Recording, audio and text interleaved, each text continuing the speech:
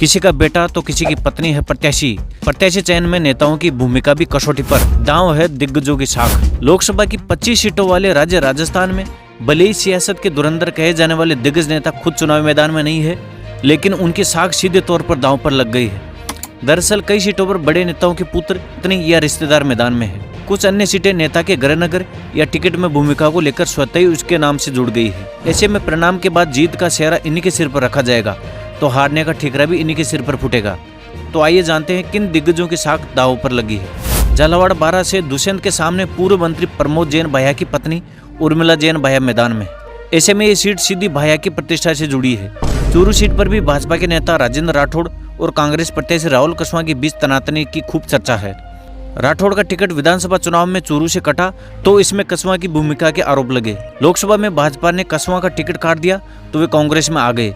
अब राठौड़ इस सीट पर बेहद सक्रिय दिख रहे हैं। पूर्व मुख्यमंत्री अशोक गहलोत के बेटे वैभव गहलोत पिछला चुनाव जोधपुर से हार गए थे।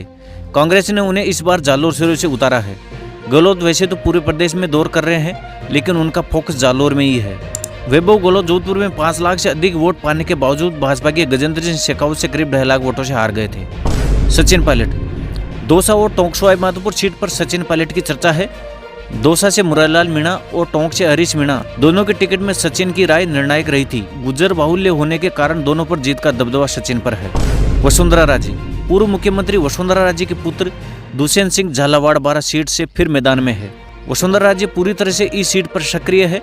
बड़ा चेहरा होने के बावजूद अन्य सीटों पर वह बहुत ही कम नजर आ रही है। भजनलाल शर्मा राज्य में मुख्यमंत्री भजनलाल शर्मा की साख भी दांव पर है। वे पूरे प्रदेश में चुनाव की कमान संभाले हैं, लेकिन गृहनगर होने के कारण भरतपुर सीट का नाम उनसे जुड़ा है।